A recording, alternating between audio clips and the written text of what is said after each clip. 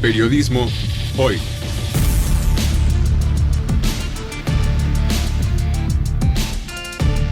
Avatares, riesgos y transformaciones del oficio de informar.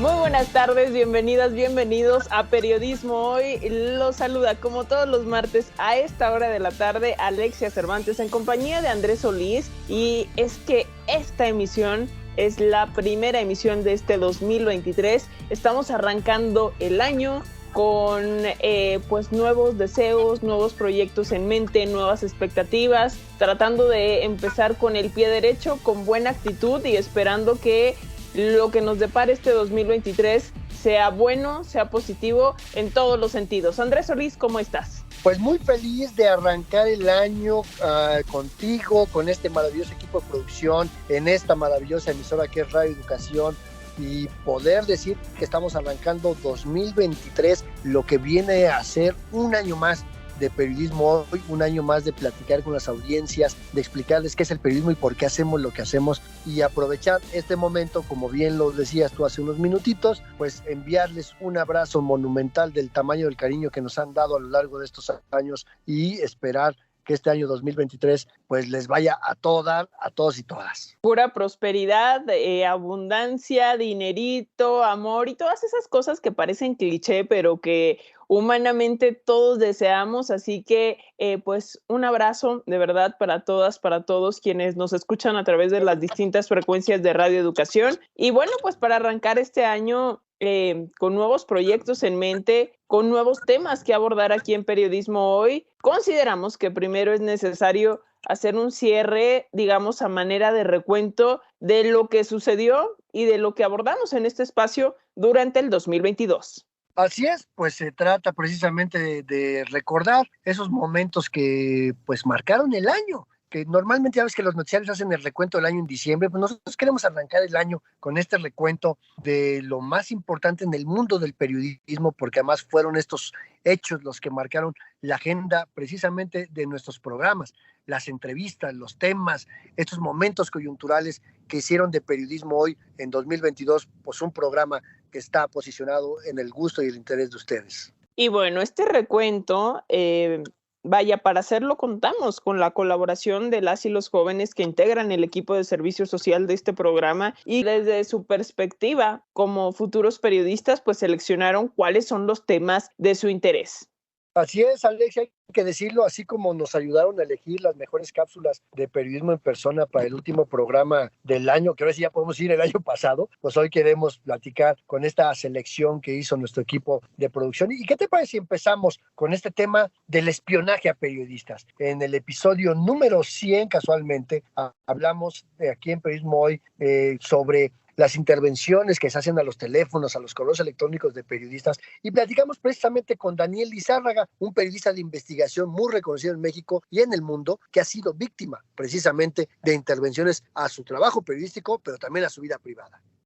Tal vez algunas de las personas podrán ubicarlo más fácilmente porque Daniel Lizárraga estuvo trabajando en esta investigación denominada La Casa Blanca de Enrique Peña Nieto, y bueno, pues en un montón de investigaciones más. De hecho, él le dio seguimiento también a este tema del espionaje que se hacía contra algunos periodistas con este software israelí Pegasus, y que bueno, pues también fue víctima y ha sido víctima de espionaje a través de este software en México y también en El Salvador. Vaya, estuvo trabajando en El Faro y fue víctima de espionaje, además de diversas amenazas por parte de las autoridades de El Salvador. Y antes de pasar rápidamente ya a escuchar este fragmento de programa, comentarles que apenas en diciembre pasado, justamente un grupo de 15 periodistas del medio El Faro presentaron una demanda en la Corte Federal de California contra esta empresa NSO Group, que es la creadora del software Pegasus y que tiene oficinas ahí en California, y pues la acusan de violar leyes y de abuso informático, ¿no? De espionaje en contra de periodistas. Ya hemos hablado en este programa que el espionaje es un tema de seguridad nacional, pero que el problema está cuando se aplica en contra de periodistas, de activistas, de defensores de derechos humanos y pues no en contra de los delincuentes, que ese tendría que ser el caso, ¿no? Pues, ¿qué te parece si escuchamos parte de lo que nos comentó Daniel Lizárraga aquí en Periodismo Hoy, en nuestro programa número 100?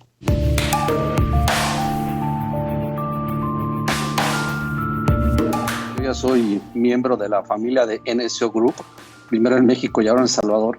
Y bueno, primero que nada hay que decir que lejos de que las denuncias mundiales contra este tipo de malware, de este tipo de espionaje, hayan disminuido, se han puesto más sofisticadas. La primera vez que fui infectado en México, cuando estaba transitando de Aristegui Noticias hacia Mexicanos contra la Corrupción, en ese entonces había que hacer un link en un mensaje desconocido entre comillas, y entonces quedabas infectado. Así fue como me sucedió a mí la primera vez, y digo que entre comillas porque tenían muy bien estudiado. Yo venía regresando de un viaje de trabajo a Guatemala. Cuando regresé en la Ciudad de México, el departamento que habitaba, me llegó un mensaje supuestamente de Telcel, donde decía que yo me había excedido en el roaming, es decir, sabían que no había estado en México.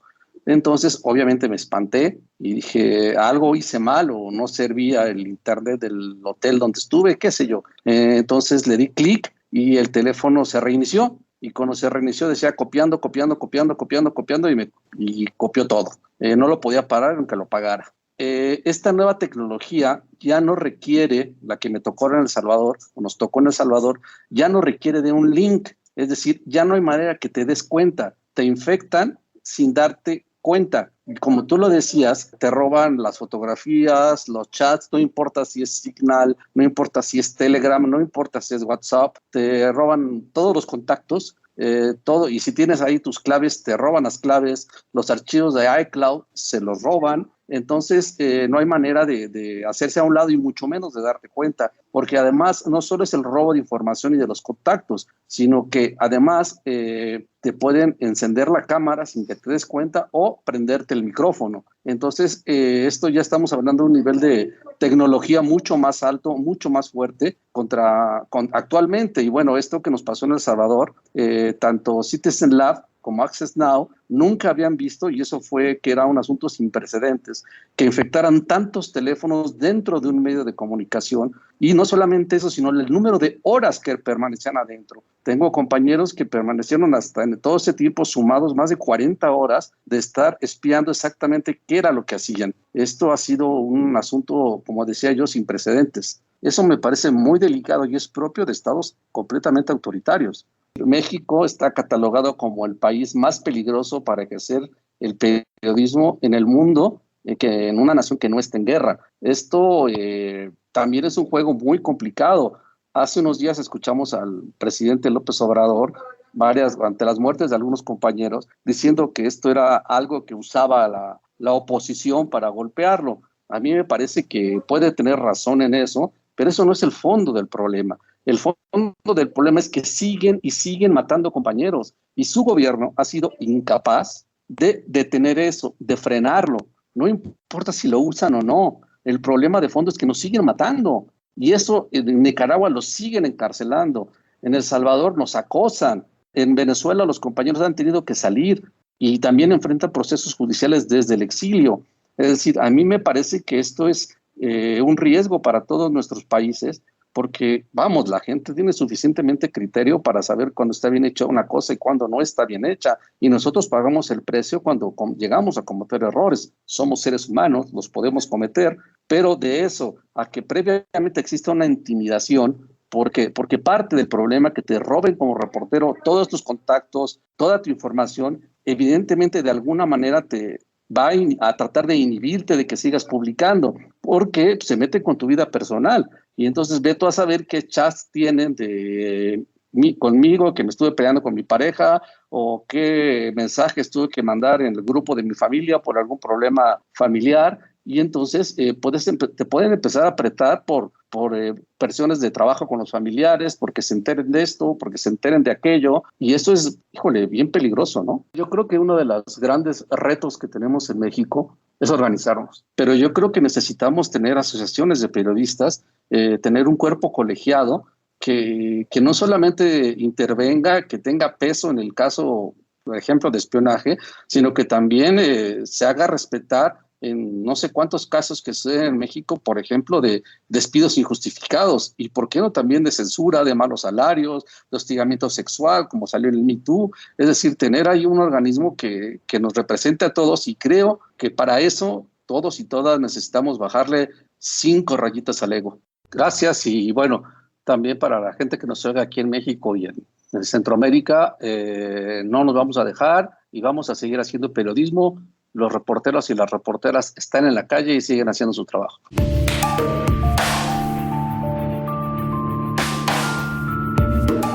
No se les olvide que estamos arrancando el año 2023, pero también nos mantenemos muy vigentes en las redes sociales. En Twitter somos @hoyperiodismo, en Facebook somos Periodismo Hoy, donde vamos a estar muy pendientes lo que sigue de estos meses hasta donde aguantemos, con sus comentarios, sus quejas, sus reclamos, que también son muy legítimos y que son muy importantes para la construcción de este espacio. Y bueno, continuando con el programa, en marzo del año pasado también tuvimos la oportunidad de conversar con Wendy Selene Pérez. Ella es reportera especializada en hacer coberturas con perspectiva de derechos humanos, y gracias a esta charla, que a mí en lo personal fue una charla muy fuerte, llegamos a la conclusión de que hacer periodismo con visión de derechos humanos va más allá de denunciar o de dar el testimonio de víctimas o de familiares de las víctimas. Así es que pues en esta parte este tipo de periodismo tiene que ver con el abordaje a la problemática de una manera más estructural, es decir, desde dónde tenemos que hacer el enfoque, el abordaje periodístico de las historias, desde los orígenes, las causas que motivan la desaparición de personas, las violaciones a los derechos humanos. Y bueno, Wendy Selene Pérez es una periodista que lleva muchos años trabajando estos temas, he podido compartir investigaciones con ella en ese sentido, y nos pone en perspectiva en el ABC del periodismo de denuncia, pero un periodismo bien hecho, ¿no? Y también hablamos con ella de cómo acercarnos a las familias de las víctimas, hacerlo de una manera respetuosa, y cómo manejar además los vínculos emocionales con ellas, que muchas veces ella nos comentaba, pues sin querer se crean pues estas conexiones. A final de cuentas somos humanos, ¿no? Pero hay que saber manejarlo de una manera profesional que proteja a las dos partes, y bueno, también hacerlo considerando medidas de protección, porque hay un riesgo haciendo este tipo de coberturas. Pero el programa completo lo pueden encontrar en nuestro micrositio www.elloenmedioradio.edu.mx, y vamos a escuchar ahorita un fragmento de esta charla con Wendy Selene Pérez.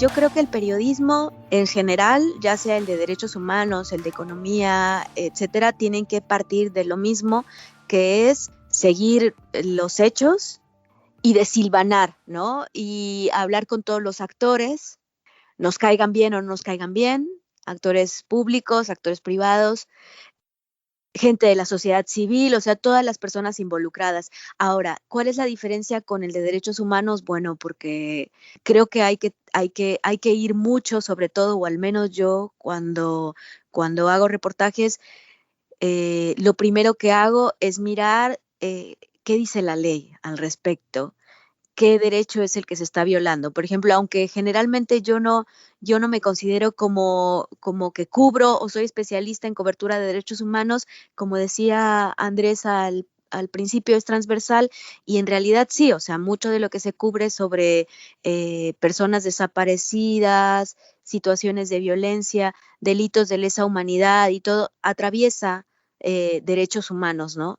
Y ahí creo que es bien importante saber, primero, tener bien claro qué es lo que se está violando, cuál es el derecho humano que no se está satisfaciendo, que no se está logrando, que no se está permitiendo, ¿no? Que puede ser el acceso a la salud, el acceso a la vivienda, tener libertad de expresión, por ejemplo, en el caso de los periodistas, en el caso de tener una vida digna, tener derecho a la circulación libre, etcétera, ¿no? Entonces creo que algo bien importante primero es tener bien claro qué es, cuál es ese derecho principal, qué es lo que se está violando. Y después, pues hablar eso con todos los actores. Para mí también algo muy, muy importante es en las cuestiones de derechos humanos es poder tener la voz de las personas afectadas, las personas involucradas, las personas comunes y corrientes, las fuentes testimoniales. Eso es súper, súper importante, porque si no tenemos esas voces, es muy difícil que las audiencias sean lectores, escuchas o televidentes o etcétera, puedan tener empatía con la historia que estás contando. Entonces sí, para mí es muy, muy importante sí tener testimonios, no solo los datos. Luego después sí, hay que tener datos, o sea, creo que aunque haya fuentes testimoniales muy sólidas, aunque haya gente que escriba, colegas que escriban muy bien, y tengan una historia muy, muy, muy bien contada, tienen que tener los datos como esto, ¿no? Como la ley, qué dice la ley o qué no dice la ley o qué debería decir la ley. Eh, los datos estadísticos que acuerpen esta información y la voz de las autoridades en caso de que haya autoridades involucradas en esto, que generalmente en derechos humanos sabemos que lo hay, ¿no? Son violaciones, sobre todo si son violaciones graves a derechos humanos, bueno, hay que intentar, aunque nos digan que no. Creo que tienen que tener, para el caso del reporteo, si me permiten comentarlo, para el caso del reporteo, creo que hay que ser muy cuidadosos cuando cubrimos estos temas y cuando hablamos de estos temas para no revictimizar a nuestros entrevistados, a nuestros personajes principales de la historia. No hay que revictimizar y creo que hay que entrevistarlas cuando se les entrevista con mucho respeto.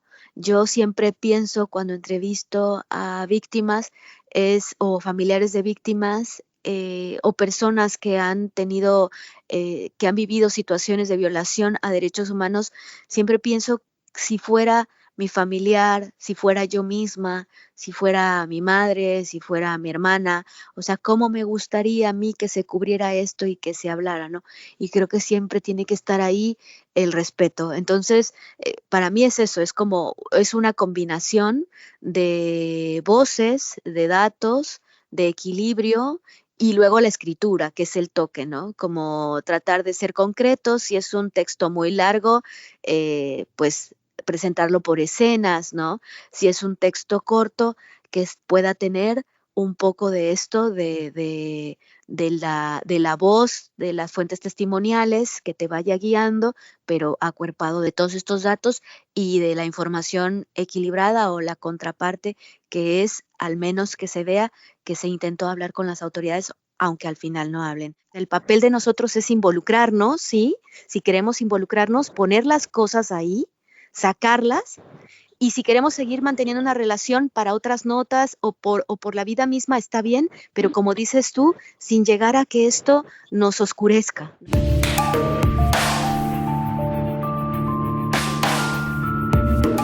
Bueno, pues seguimos en este programa especial de inicio del año 2023. Recuerden que les mandamos un gran abrazo y nuestros mejores deseos para ustedes, toda su familia, y que les vaya muy bien el resto del año. Pero hoy toca en este momento, pues el turno de hablar de los avances de las mujeres en los medios de comunicación. Y en esta ocasión, pues recordar aquella conversación que tuvimos también con la experimentadísima periodista Lucía Lagunes Huerta, que ella es directora actualmente de Comunicación e Información de la Mujer AC, la agencia CIMAC, y hablamos de ella sobre el lenguaje incluyente y de la necesidad de seguir abriendo espacios para las mujeres periodistas en los medios de información, pero no solamente para que haya más periodistas en los medios, sino que también puedan ocupar espacios de toma de decisión. Y es que, pues Andrés, tú das clases de periodismo y no me vas a dejar mentir, en la actualidad estas carreras de periodismo, de comunicación, pues hay muchas mujeres en las aulas, hay muchas estudiantes, pero al momento de llegar a las redacciones todavía persisten estereotipos que las encasillan en coberturas de temas que digamos son blandos, que las excluyen de economía, de política, de coberturas importantes, de coberturas de violaciones a los derechos humanos, y mandan a estas mujeres a hacer la nota de turismo, la nota de espectáculos, el resumen de las películas más vistas, y además pues no las dejan dar ese salto a posiciones de toma de decisión, a ser editoras, a ser las que lleven la dirección propiamente del medio. Entonces, si bien hay más mujeres en el periodismo, ahora hay que luchar porque esas mujeres crezcan en estas carreras.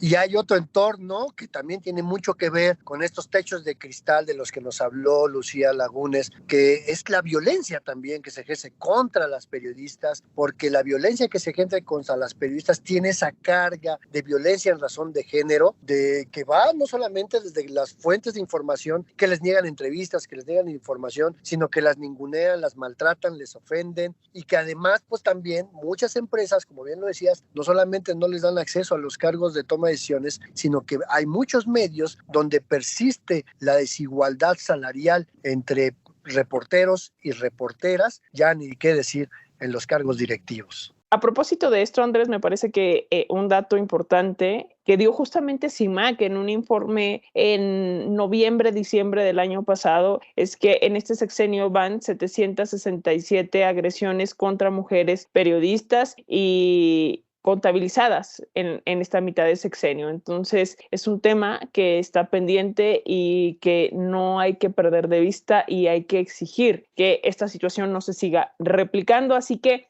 vamos a escuchar este fragmento, esta charla con Lucía Lagunes Huerta, de Comunicación e Información de la Mujer AC, CIMAC.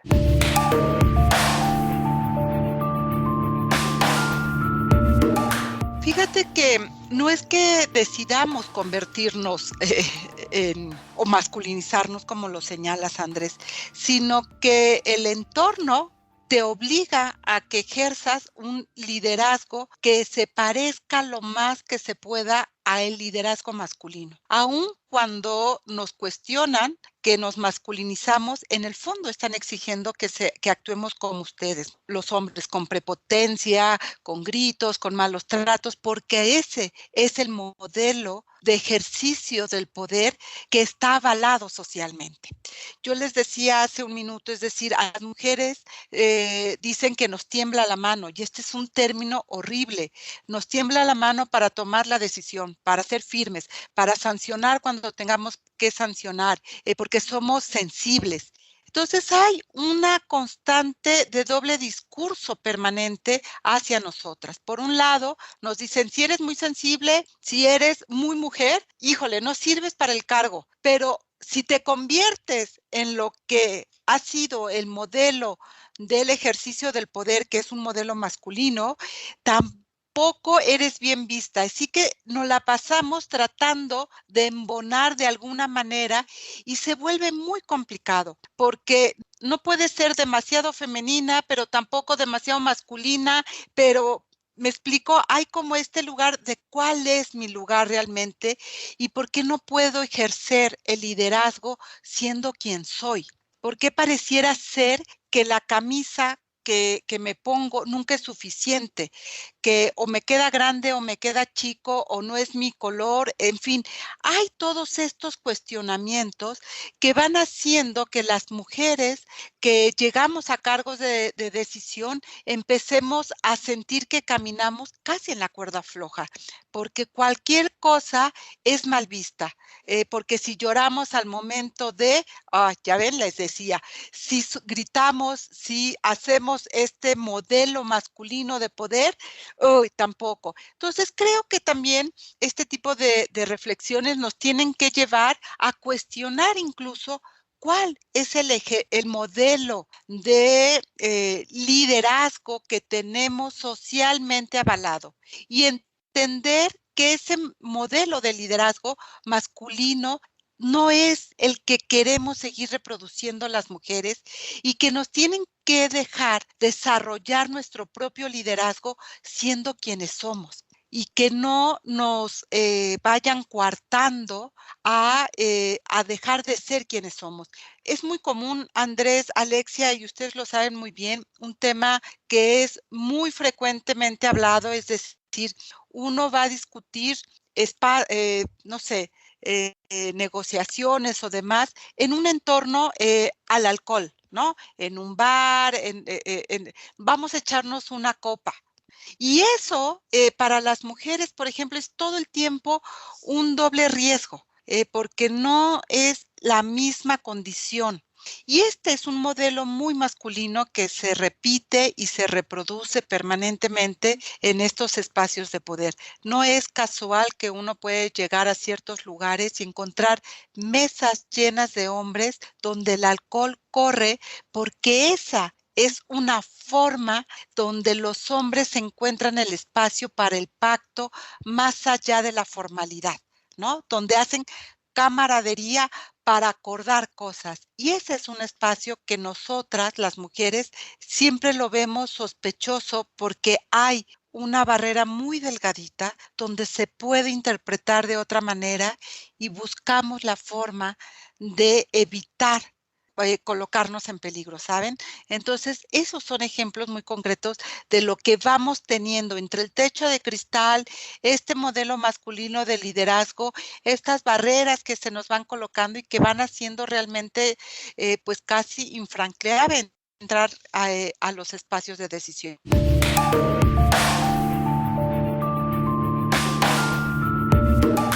Recuerden que estamos ahí muy pendientes de las redes sociales digitales, de sus mensajes, sus comentarios. En Facebook nos encuentran como Periodismo Hoy, en Twitter somos @hoyperiodismo, ahí para que puedan comentar sobre este programa o sobre qué tema les gustaría que platicáramos a lo largo de 2023, aun y cuando sea un tema que ya hayamos tocado en algún momento, pues siempre hay nuevos enfoques, nuevos puntos de vista, o la historia también va cambiando y a lo mejor lo que platicamos hace algunos meses pues ya cambió de rumbo y vale la pena retomarlo aquí en nuestro programa. Así es que mándenos sus comentarios, ya saben que nuestro equipo de producción siempre está muy al tiro.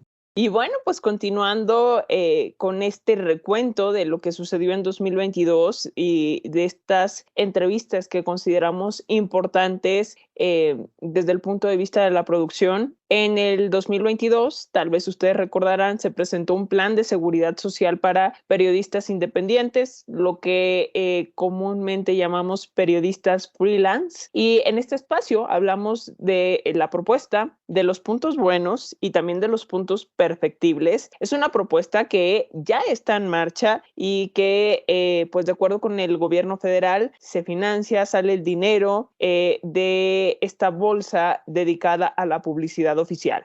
Fíjate, Alexia, que ese es precisamente uno de los temas que vale la pena retomar y averiguar cómo ha ido avanzando este programa, cuántas colegas han recibido este beneficio, porque recordarás que a finales de 2022 pues se anunciaba un incremento en el presupuesto al Mecanismo Federal de Protección, la contratación de más personal para el propio mecanismo, pero no se habló mucho de cómo iba caminando este programa de apoyo, que pues si los datos no nos dejan mentir, se trataba de 760 millones de pesos que correspondían a una estimación del 25% del presupuesto que se asigna a las campañas de difusión y de publicidad del gobierno, y estos recursos pues estarían canalizando al Instituto Mexicano del Seguro Social para efectivamente pues dar atención y seguridad social a esos periodistas, esas periodistas que precisamente no cuentan con un contrato, con una empresa, que por lo tanto no tienen acceso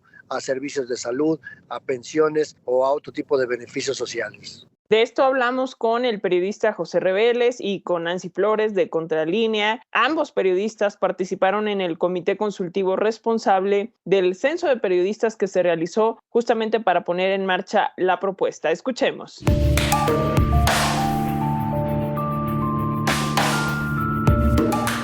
Yo creo que indudablemente está este programa ofreciendo un servicio del cual carecían muchísimos trabajadores de la comunicación, reporteros, fotógrafos, correctores, redactores, camarógrafos, corresponsales, que durante muchos años no han tenido los servicios de salud y que ahora van a tener acceso, supongo que a partir de agosto, que es el cálculo, que equivaldría a la cuota de algún patrón. Entonces el gobierno está cubriendo la cuota del seguro, que sería de 2.300 y tantos, ¿no? Ese es el beneficio principal, porque ya automáticamente quedan registrados y con derecho a utilizar los servicios de salud y otros seguros que se mencionan ahí, como son el seguro para las mujeres jóvenes, para la maternidad, para el embarazo, como una especie de jubilación,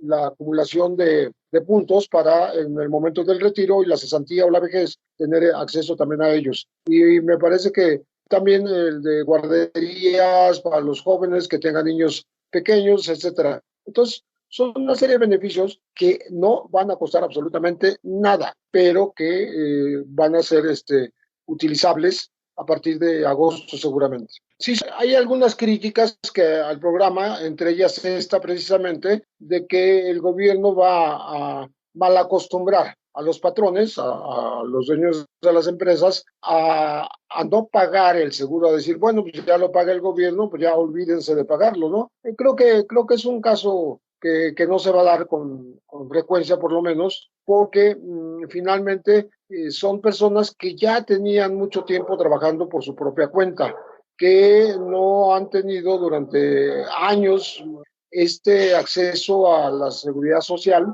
que ahora lo van a tener. Entonces, creo que hay que ver la parte del beneficio y quizá no centrarnos tanto en lo negativo que pudiera acontecer después de la puesta en marcha de este programa, que para nosotros es novedoso, no se ha hecho en años. También se ha criticado que pudiera ser clientelar, pero yo dudo que podamos, los quienes vamos a revisar o estamos revisando las solicitudes de los compañeros, ni siquiera saber de qué lado político batea cada quien, ¿no? Porque no los conocemos. Vemos los nombres, vemos su currículum, vemos el trabajo que han realizado, pero no tenemos ni la menor idea de qué tendencias políticas pudieran contar, ¿no? Entonces, creo que se cae por sí misma esta hipótesis, esta sospecha. Sí, yo también creo que van a ser los menos medios que traten de hacer trampa a partir de este programa. No dudo que los haya, pero ya era de por sí medios que están acostumbrados a torcer la ley, digamos, o a aprovecharse de esquemas que vienen de gobiernos pasados y que son legales, porque también hay que decirlo que en el tema de los honorarios, pues esa es una figura que se legalizó en el pasado y que no se revisó a la hora de hacer esta reforma al outsourcing. Y respecto de lo otro, decías clientelar este programa, pues me parece que no, y yo creo que más bien es parte de esta narrativa que busca pues como poner en duda absolutamente todo sin ver las bondades que tiene, por ejemplo, este programa para reporteras que han vivido pues prácticamente en algunos casos toda su vida sin tener seguridad social y que, como bien decía el maestro José Reveles, en este caso no se va a aportar ningún peso, o sea, no se está pidiendo nada a cambio, solo que se registren con los requisitos que ya se dieron a conocer, que son muy sencillos. Unos son para identificarse ante las instituciones y otros son para identificarse como miembros de este gremio, ¿no? Y pues en ese sentido, lo que le toca al Consejo Consultivo, pues es revisar esa documentación y prácticamente es pues abrir esta posibilidad a que personas en situación vulnerable, que de por sí tienen ingresos muy precarios, por lo menos tengan acceso a estos 5 seguros que otorga el Instituto Mexicano del Seguro Social.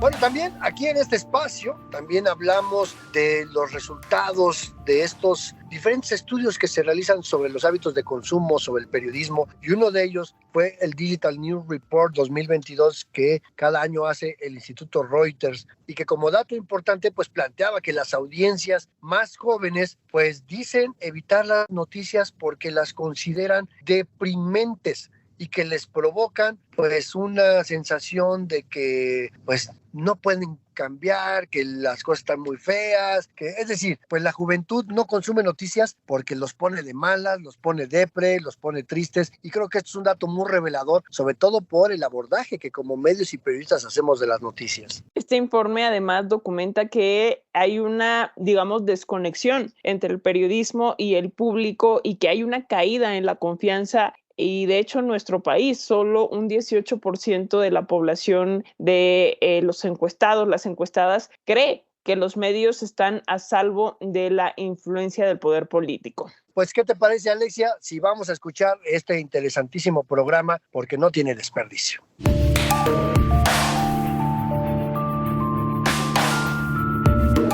Lo más importante es comprender qué es lo que ha estado sucediendo durante los últimos años respecto a los cambios que se han dado en los hábitos de consumo de parte de las audiencias. En lo particular, puedo decirte que aquí es el gran hallazgo este año, ¿no?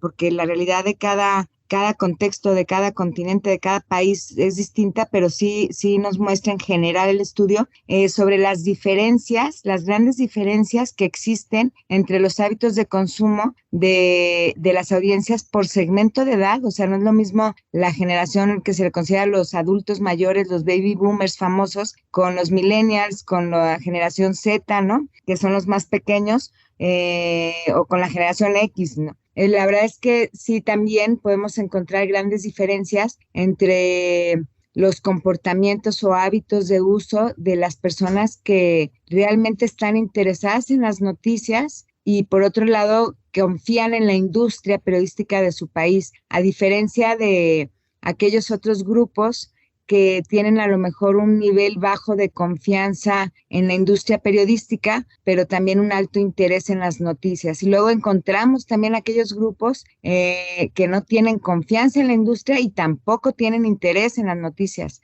que es una gran mayoría, ¿no? Sí influye que la gente se cansó y lo ve reflejado también en que las noticias, sobre todo las relacionadas al COVID o a la política, afectan el estado de ánimo de las audiencias, ¿no? Hay los dos factores más importantes en los jóvenes, es que se sienten, por un lado, les afecta mucho el estado de ánimo y entonces evaden las noticias. No les interesa por la forma en que se transmite, ¿no? Entonces, ya es evasión, eso es un hecho. Se agotaron y prefieren no escuchar, o sea, ya más información sobre la pandemia ni tampoco sobre la política. ¿Por qué? Porque les afecta el estado de ánimo. Y un segundo dato relevante que arroja el estudio es que también el lenguaje muchas veces se les hace a los jóvenes muy difícil de entender el contexto y lo que se les está informando, se les hace difícil de comprender, ¿no? Entonces, en ese sentido, la narrativa con la que se presentan las noticias quizá no es la más adecuada a este grupo juvenil. Y ellos pues se enteran, pero también evaden pues a través de las redes sociales, que es instantáneo. Lo interesante está en que les llegan las noticias o acceden a las noticias por las redes sociales, pero de forma instantánea, y aún así las evaden, ¿no? Porque se les hace difícil de comprender. Y cada vez hay, entre esta generación joven, que es la generación Z famosa, o el grupo más pequeño, también yo creo que esto siempre se ha visto en la industria, ¿no? Pero en concreto y en particular, pues sí muestran un comportamiento muy, muy distinto, incluso en lo que el periodista debe de decir y de hacer en cuanto a su trabajo profesional en la industria, que la opinión que expresa un adulto mayor. Es decir, el joven dice, los periodistas deben de externar su opinión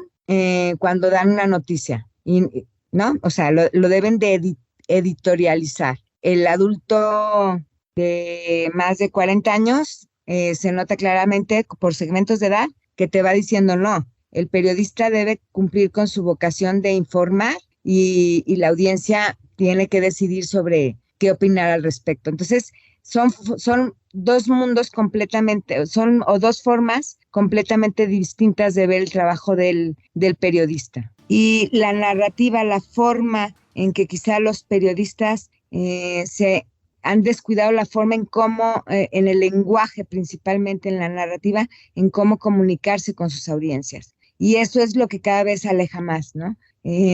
No estoy diciendo que tenemos que, o que se tiene que cambiar el rigor del periodismo, ¿no? El deber ser del periodista, eso no va por ahí. Sin embargo, la narrativa, el lenguaje, la forma como se presenta, eso es lo que sí veo que en términos generales es lo que las audiencias jóvenes están aclamando, ¿no? Ya no queremos más pesimismo, ¿no? Propio de estas generaciones nuevas. No queremos que nos afecten más el estado de ánimo porque estamos cansados de que solamente nos estén diciendo tragedias, ¿no? Y con datos duros y de forma lineal. La forma en que se están comunicando con nosotros no nos es atractivo, ya nos está afectando incluso el estado de ánimo y además el lenguaje que utilizan es difícil de entender, ¿no?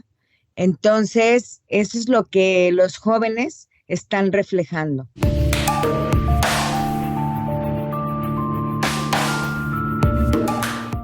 Bueno, recuerden que todos estos programas, de estos que hemos estado haciendo el resumen, de estos programas que hemos estado retomando en este programa especial de inicio de 2023, están disponibles en la sección de podcast de la página de internet Radio Educación, www.e-medioradio.edu.mx. Ahí está el micrositio de Periodismo Hoy, donde pueden escuchar estos programas de los cuales estamos retomando, pero también todos los demás de nuestra serie que estamos llegando ya cerca de los 150 programas. Y bueno, para cerrar vamos a hablar de qué es ser periodista. Pudiera parecer una pregunta un poco ociosa, pero sí hay que dejar en claro las diferencias entre ser periodista y ser creador de contenidos para plataformas digitales, porque en la actualidad pudiera haber mucha confusión y ser periodista tiene implicaciones, tiene retos y tiene obligaciones que no necesariamente pelan aquellas personas que hacen contenidos para plataformas digitales. Vaya, estos contenidos que hacen no necesariamente se elaboran bajo las reglas del periodismo, bajo la ética, y muchas veces responden a intereses comerciales, a acuerdos de publicidad, así que hay que dejar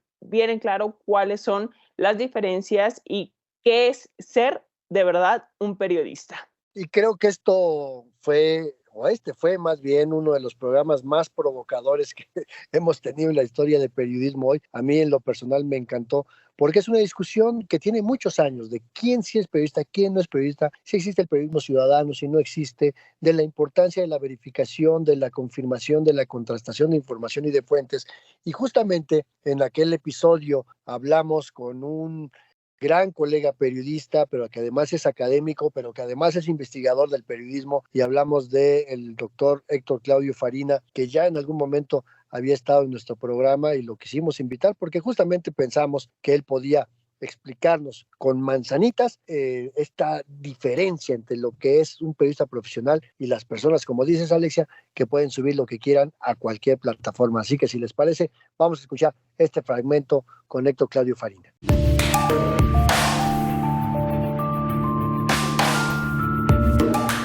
Se tiene que revisar de manera permanente. En un sentido sintético podemos decir que un periodista es el que se dedica al ejercicio activo del periodismo, que implica informar con criterio, informar con rigor y sobre todo informar con una dimensión ética. Me encantó esa definición que hizo Ramón Salaverría de quién es un periodista, y la respuesta fue el que hace periodismo, pero el que hace periodismo, según la Real Academia Española, el periodismo es una actividad profesional que consiste en la obtención, tratamiento, interpretación y difusión de informaciones a través de cualquier medio escrito, oral, visual o gráfico. Y esta pregunta que me hiciste, Alexia, nos plantea una gran controversia. Por un lado, en el periodismo queremos ser incluyentes y queremos que la gente que informa con propiedad sea parte del periodismo, pero por otro lado, como bien señalaba Andrés,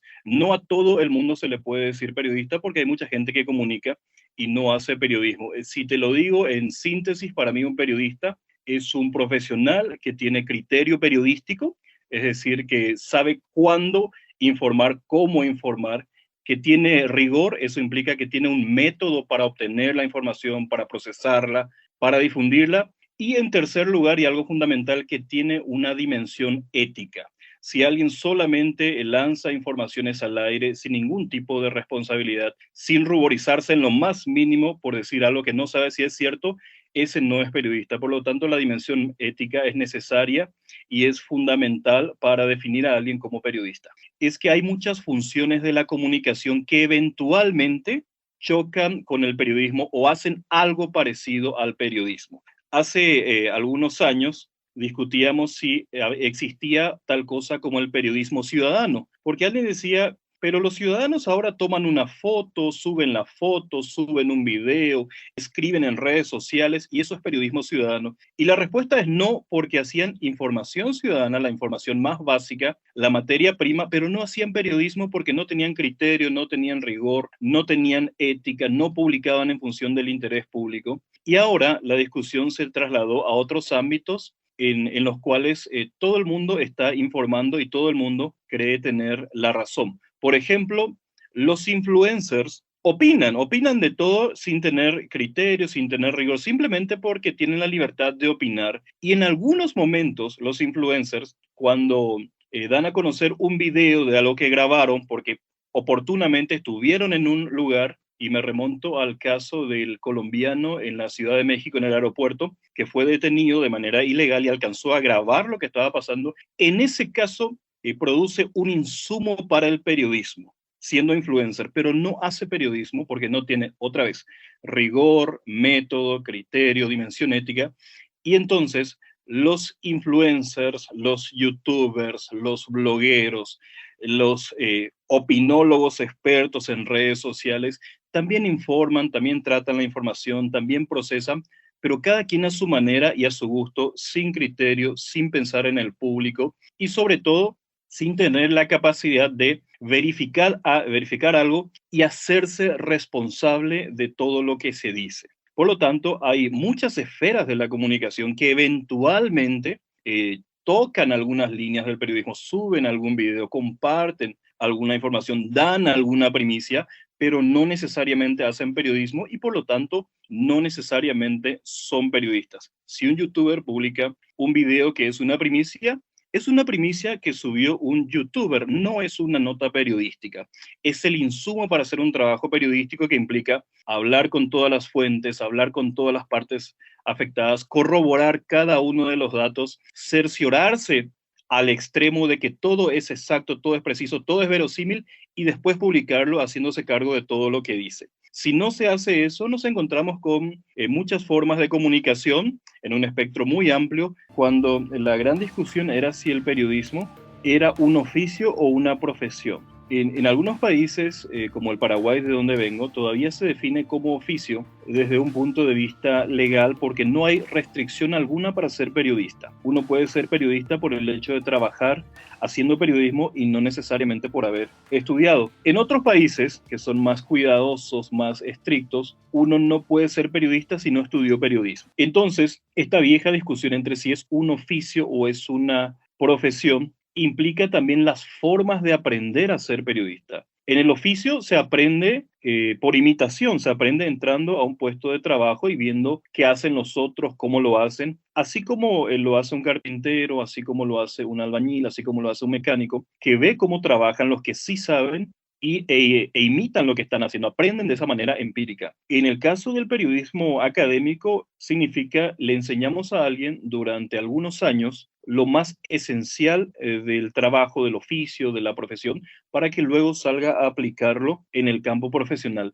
En un sentido estricto, yo te diría que periodista es el que hace periodismo y que hay dos formas de aprender. Respeto mucho la escuela empírica, vengo de una formación en la cual yo estudié periodismo, pero todos mis jefes fueron empíricos y yo aprendí de ellos cosas que no aprendí en la universidad, pero creo que los tiempos actuales nos demandan un mayor profesionalismo y por lo tanto la tendencia es a estudiar y aprender. Sí vale la pena sacrificarse por el periodismo, pero no vale la pena hacer un sacrificio sobrehumano que repercuta en la salud de un periodista cuando en el fondo no logra su objetivo en el sentido de escribir algo que sea trascendente.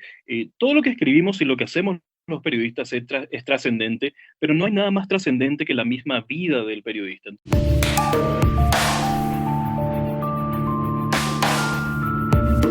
Andrés Solís, ya llegó la hora de despedirnos, ya se nos terminó el tiempo de este programa, el primero del 2023, deseando que vengan muchos más, que venga pues buena información, que vengan buenas noticias, aunque por ahí dice el dicho que las buenas noticias desgraciadamente no son noticias, pero esperamos que pronto para el gremio cambie la situación, que el panorama pinte mejor y que en general a todas, a todos nos vaya bien. Así es, Alexia Cervantes, desde este punto del universo, desde este programa, desde estas frecuencias les queremos reiterar nuestros mejores deseos para que este 2023 les pinte lo mejor en lo personal, en lo familiar, en lo profesional, en todos los ámbitos de su vida y que sigan siendo muy felices y que nos sigan haciendo muy felices porque su escucha es la que permite que sigamos construyendo este programa y además desearle un feliz año muy especial, Ale, a este maravilloso equipo de producción, a nuestro equipo de servicio social que se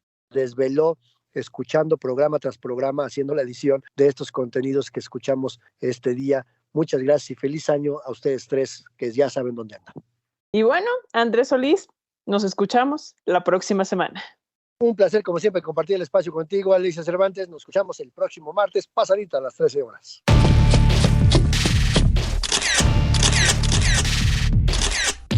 Periodismo hoy. Periodismo es publicar lo que alguien no quiere que se sepa. Todo lo demás son relaciones públicas.